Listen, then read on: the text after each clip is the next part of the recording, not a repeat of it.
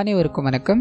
இன்னைக்கு நம்ம ஹிந்தியில ரீசெண்டா ரிலீஸ் ஆயிருக்கக்கூடிய ஜங்குமா த ஃபேபிள் அப்படின்ற ஒரு சூப்பரான மிஸ்ட்ரி படத்தை பத்தி தான் இந்த வீடியோல பார்க்க போறோம். ஸோ வீடியோக்குள்ள போறதுக்கு முன்னாடி இந்த படத்தோட ஒலைனை பத்தி சொல்லணும் அப்படின்னா, இமாச்சலஸ் பக்கத்துல தேவ் அப்படின்ற ஒரு பெரிய எஸ்டேட் வச்சிருக்க ஓனர். அவரோட வாழ்க்கையை சந்தோஷமா வாழ்ந்துகிட்டு இருக்காரு, அவரோட ஃபேமிலியோட என்ஜாய் பண்ணிக்கிட்டு இருக்காரு அப்படின்ற மாதிரி இருக்கும். அந்த சமயத்துல தான் அவர் ஒரு பெரிய ஆப்பிள் தோட்டத்தை வச்சிருப்பாரு. அந்த ஆப்பிள் தோட்டத்துல மர்மமான முறையில தீ பிடிக்க ஆரம்பிக்குது. இது 1-2 அப்படின்னா பரவாயில்ல, எக்கச்சக்கமான மரங்கள் எரிஞ்சு போய்கிட்டே இருக்கு. இதுக்கான காரணத்தை தேடி அலைய ஆரம்பிக்கிறாரு. முடிவுல எதிர்பார்க்காத ஒரு ட்விஸ்டோட தான் இந்த படத்தை முடிச்சிருப்பாங்க. சோ அது கண்டிப்பா உங்களுக்கு பிடிக்கும் அப்படின்ற நம்பிக்கையில இந்த வீடியோக்குள்ள உங்களை கொண்டு போறேன். இந்த படத்தோட ஸ்டார்டிங் சைட்ல தேவ் அப்படின்ற ஒரு பெரிய எஸ்டேட் ஒன்னு சொல்லியிருந்தா இல்லையா, அவர்கிட்ட தான் போக ஆரம்பிக்குது. அவரோட தாத்தா காலத்துல இருந்து இந்த இடத்துல அவர் வாழ்ந்துட்டு வர்றாரு. சோ அவரோட இன்ட்ரோவே காலையில எழுந்துக்கிறாரு. தன்னோட குழந்தை தன்னோட மனைவி 2 பேருக்கிட்டையும் பேசிட்டு அங்கிருந்து அப்படியே நடக்க ஆரம்பிக்கிறாரு. வீட்டுக்கு வெளியில எல்லா மக்களும் வேலை பார்த்துக்கிட்டு இருப்பாங்க. சோ அவங்க எல்லாருமே இவரை பார்த்து வணங்க ஆரம்பிக்கிறாங்க. அப்படியே ஒரு பர்டிகுலர் ரூமுக்குள்ள போறாரு. அங்க இந்த பறவைகளுக்கு இருக்கிற மாதிரி பெரிய ரக்கைகள் இருக்கு இல்லையா, அதை செஞ்சு வச்சிருக்காரு போல. அதை எடுத்துக்கிட்டு தன்னோட ஷோல்டர்ல மாட்டிக்கிட்டு அந்த தேவையான விஷயங்கள் எல்லாத்தையும் பொறுத்துக்கிட்டு மலை மேல இருந்து ஒரு பறவை மாதிரி பறந்துகிட்டு இருக்காரு அப்படின்னு மாதிரி இருக்கும். இதுக்கான காரணம் என்ன, அங்க எதுக்காக இவர் இதை பண்ணிக்கிட்டு இருக்காரு அப்படின்னா, இவருக்கு குறைஞ்சது ஒரு 5000 ஏக்கர்ல ஆப்பிள் தோட்டம் இருக்கு அப்படின்னு மாதிரி இருக்கும். அதை எல்லாத்தையுமே ஒரு கண்காணிக்கணும் அப்படின்னா இதுதான் ஒரே வழி அப்படின்னு மாதிரி ஒரு நாள் உட்காந்து இந்த வேலைப்பாடுகள் எல்லாத்தையும் பண்ணி முடிச்சிருக்காரு அப்படின்றத நமக்கு காமிக்க. அதே சமயத்துல ஊர்ல இருந்து இவரோட பொண்ணு ஒரு வருஷமா ஹாஸ்டல்ல தங்கி படிச்சிருப்பாங்க. இப்ப வீட்டுக்கு வராங்க அப்படின்ற மாதிரி இருக்கும். இவங்களுக்கு அழகான ஒரு 2 நாய் இருக்கும். இவங்க எல்லாரும் சேர்ந்ததுதான் இந்த குடும்பம் அப்படின்ற மாதிரி இவங்களோட இன்ட்ரோ இங்க போய்கிட்டே இருக்கு. அப்படியே கற்பனா இவங்களோட மேனேஜர் அப்படின்ற மாதிரி ஒருத்தரை காமிக்கிறாங்க. 5000 ஏக்கருக்கு மேல ஆப்பிள் எல்லாம் போட்டு வச்சிருக்காங்க இல்லையா, அது எல்லாத்தையுமே கரெக்டா இந்த மார்ச்சுக்குள்ள பூக்க ஆரம்பிக்கும். இவங்க அந்த பூ மேல கெமிக்கல் அடிக்கிறது மூலமா ஏப்ரல் மே காலகட்டங்கள்ல கொத்த ஆப்பிள் தொங்க ஆரம்பிக்கும். அப்ப ஒரு வாசனை அடிக்குள்ள, அந்த வாசனையிலே நம்மளால அந்த ஸ்வீட்னஸ் உணர முடியும் அப்படின்ற மாதிரி இந்த மேனேஜர் பேசிக்கிட்டே இருக்கு. 5000 ஏக்கருக்கு மருந்து அடிக்கணும் அப்படின்னா லேசுப்பட்ட காரியம் கிடையாது. இதனால உள்ளூர் வாசிகள் வெளியூர் வாசிகள் குறைஞ்சது ஒரு 50க்கும் மேற்பட்டவங்களை கூப்பிடுறாங்க. ஒரு மாசம் செலவழிச்சு இந்த மருந்துகள் எல்லாத்தையும் அடிக்கணும். சோ இதைதான் இவங்க பிளான் பண்ணிருக்காங்க அப்படின்ற மாதிரி எல்லா வேலைகளும் பேசி முடிச்சுட்டு அந்த வேலைக்குள்ள ஒருத்தரா ஒரு நாள்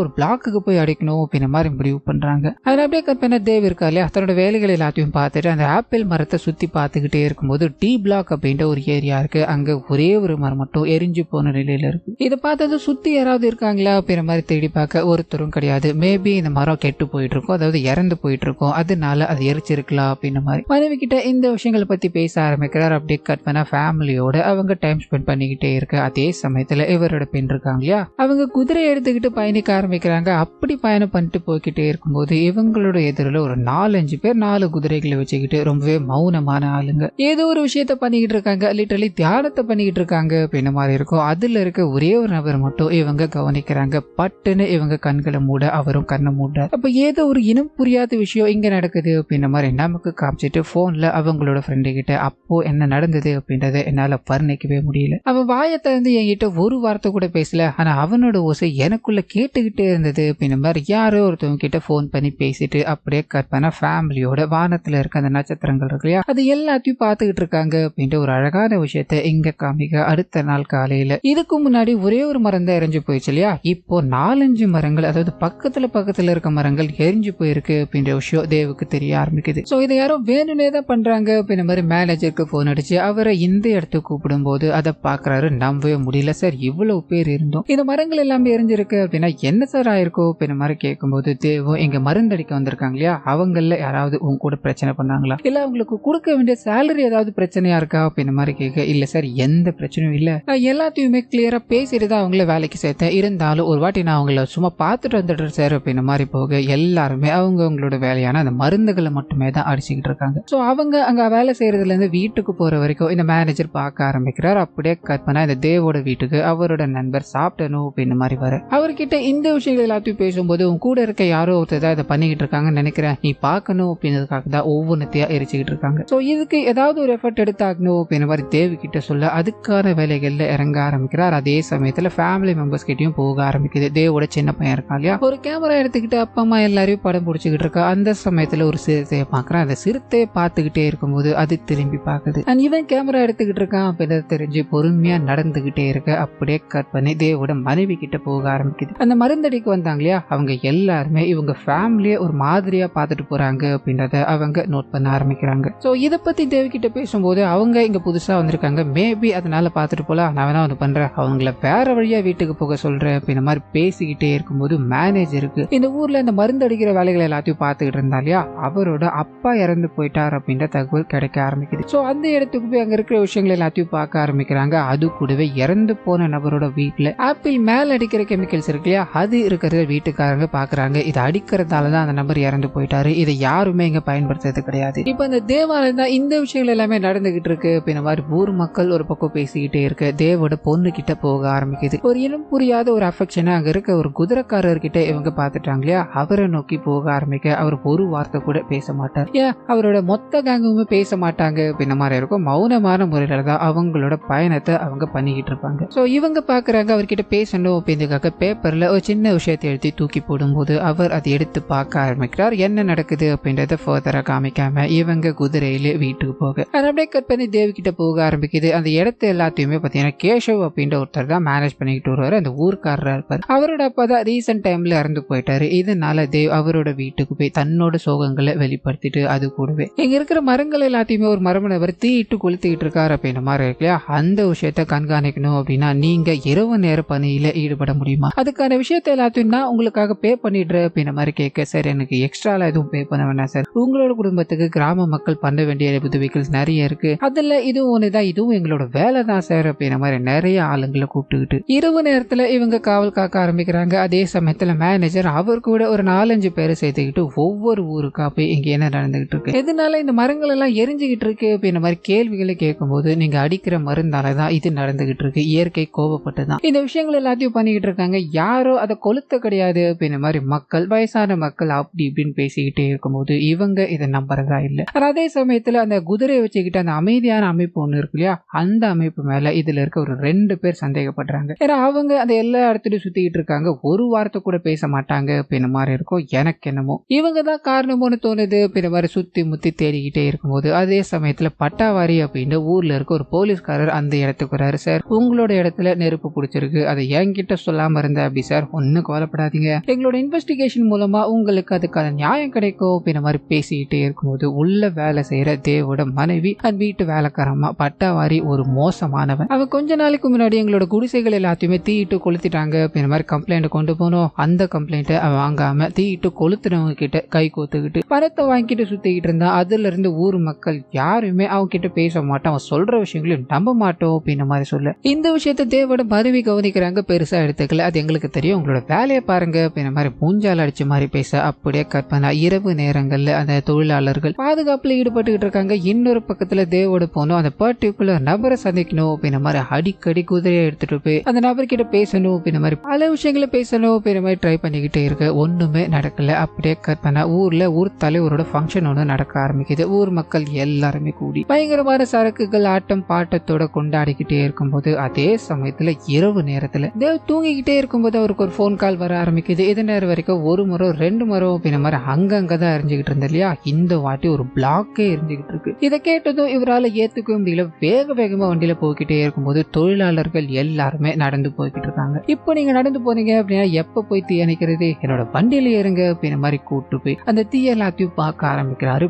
பெரிய அளவுல அங்க எரிஞ்சுக்கிட்டு இருக்கு. அந்த தொழிலாளர்கள் எல்லாரும் அதை அணைக்கணும் அப்படின்ற மாதிரி ட்ரை பண்ணிக்கிட்டே இருக்க தங்களால முடிஞ்ச உதவிகளை பண்ணிக்கிட்டு இருக்காங்க. முக்கியமா இந்த கதை காலகட்டம் பாத்தீங்கன்னா 1989, அப்ப எதுவுமே பண்ண முடியாது. அங்க இருக்கிற இலைகளை வச்சுதான் இவங்க அணைச்சிக்கிட்டு இருக்காங்க அப்படின்ற மாதிரி இருக்கும். பல மணி நேர போராட்டத்துக்கு அப்புறமா ஒரு வழியா அந்த நெருப்பை அணைச்சு முடிக்கிறாங்க. அந்த சமயம்னு பார்த்து கரெக்டா எல்லாம் முடிஞ்சது போலீஸ்காரங்க வர ஆரம்பிக்கிறாங்க. இது எல்லாத்தையும் பாக்குறாங்க போலீஸ்காரரும். நான் இங்க இருக்க எல்லாரையும் விசாரிக்கிறேன், ஒரு 5 பேரை கைது பண்ணி கொண்டு போறேன் அப்படின்ற மாதிரி ரேண்டமா சூஸ் பண்ண ஆரம்பிக்கிறாங்க. அதுல அந்த கேஷவ ஒருத்தர் தான். சோ இது எல்லாத்தையும் தேவ் பார்க்க ஆரம்பிக்கிறாரு. அவரோட மேனேஜர், சார் நம்மளோட தொழிலாளர்களை அவங்க கைது பண்ணி கொண்டு போறாங்க, என்ன பண்ணலாம், அப்படியே விட்டுடலாமா இல்ல தடுத்து நிறுத்தலாமா அப்படின்ற மாதிரி கேட்க இவர் அந்த கேஷவ் இருக்கா இல்லையா, அவரை கூப்பிட்டு பேச ஆரம்பிக்கிறாரு. அது மூலமா நேத்து நைட்டு ஊர் தலைவரோட ஃபங்க்ஷனுக்கு இவங்க எல்லாருமே போயிருக்காங்க. ஆனா என்ன ஃபங்க்ஷன் முடிஞ்ச கையோட இவங்க எல்லாருமே இங்க வேலைக்கு வந்துட்டாங்க அப்படின்ற மாதிரி இருக்கும். இந்த விஷயத்த தேவ் கிட்ட சொல்லும் போது தேவ் இதை புரிஞ்சுக்கிறதா தெரியல, நான் உங்களை நம்பிதான் இந்த இடத்தை விட்டு போனேன், இத்தனை வருஷம் வருஷமா நீங்க வேலை பார்த்துக்கிட்டு இருந்தாலும் இப்போ வேலை பார்க்க தவறியதால இவ்வளவு பெரிய சேதாரம்.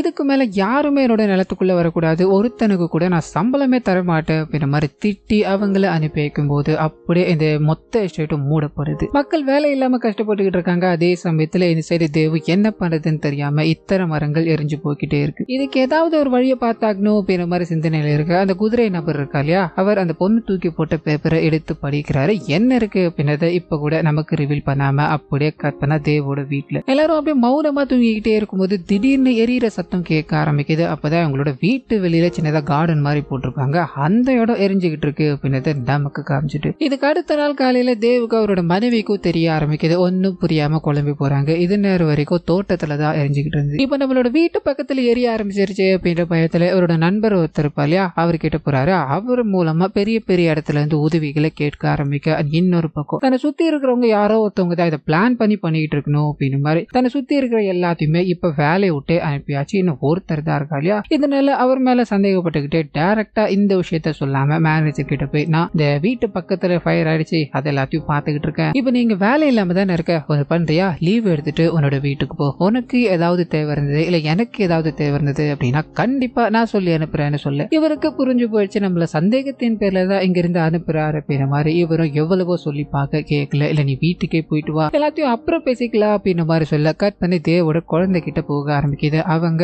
அந்த குதிரைக்காரரை பார்க்கணும் அப்படின்ற மாதிரி பல விஷயங்களை பண்ணிக்கிட்டே இருந்தாங்க இல்லையா. இதுக்கு நடுவுல ஊருக்காரங்க எல்லாருமே சேர்ந்து உங்களால தாண்டா எங்களோட வேலை போயிடுச்சு, நீங்க தாண்டா அதை கொளுத்தி இருக்கணும் அப்படின்ற மாதிரி அந்த குதிரை வச்சிருக்காங்களே அவங்க எல்லாரையும் அடிச்சு தரத்தும் போது அவங்க வேற ஒரு இடத்துல தங்கிட்டு இருக்காங்க அப்படின்றத இந்த பொண்ணுக்கு தெரிய ஆரம்பிக்குது. வேக வேகமா அங்க போக அவங்க தியான நிலையில ஈடுபட்டு இருக்காங்க. அந்த நபரை பாக்குறாங்க. அந்த நபர்கிட்ட பேசணும் அப்படின்ற மாதிரி ட்ரை பண்ணிக்கிட்டே இருக்கும்போது இப்பயும் அவர் வாயை திறக்கிறதா தெரியல. வேக வேகமா இவங்க தன்னோட குதிரைகள் எல்லாத்தையும் வைக்கிற ஒரு ஷெட்டு கூப்பிட்டு போறாங்க, உட்கார வைக்கிறாங்க. அந்த நபர் கூட தியானத்துல ஈடுபட ஆரம்பிக்க இவங்க ரெண்டு பேருக்கு நடுவுல இனம் புரியாத ஒரு வேவ்ல இருந்து போகுது அப்படின்ற மாதிரியோ தியானத்துல ஈடுபட்டுக்கிட்டே இருக்கும்போது ஒரு மன அமைதி கிடைக்கும் இல்லையா, அந்த அமைதியா இவர் மூலமா ஃபீல் பண்றாங்க அப்படின்றத நமக்கு காமிச்சுக்கிட்டே இருக்கும்போது இந்த விஷயத்த ஸ்டார்ட் பண்ணும்போது அவங்க பக்கத்துல ஒரு கேண்டில் மாதிரியானதை அதாவது ஒரு விளக்கை ஏற்றி வச்சிருப்பாங்க. இவங்க அந்த மந்திரத்தை எல்லாத்தையும் பயன்படுத்திக்கிட்டே இருக்கும்போது டப்புன்னு அது அணைய ஆரம்பிக்குது. அதுவும் மேல ஒரு மின்மினி பூச்சி இருக்கு இல்லையா, அது உட்கார்ந்ததும் அந்த லைட் அப்படி எரிய ஆரம்பிக்குது. சோ இது மூலமாவும் நமக்கு இங்க என்னதான் நடந்துகிட்டு இருக்கு அப்படின்றது புரியலாம். அப்படியே ஓரமா வச்சுட்டு இதுக்கு அடுத்த நாள் காலையில மேனேஜர் கிட்ட போகுது. அவர் இங்க இருந்து போகணும் அப்படின்ற மாதிரி கட்டாயப்படுத்தப்பட்டுட்டார் இல்லையா.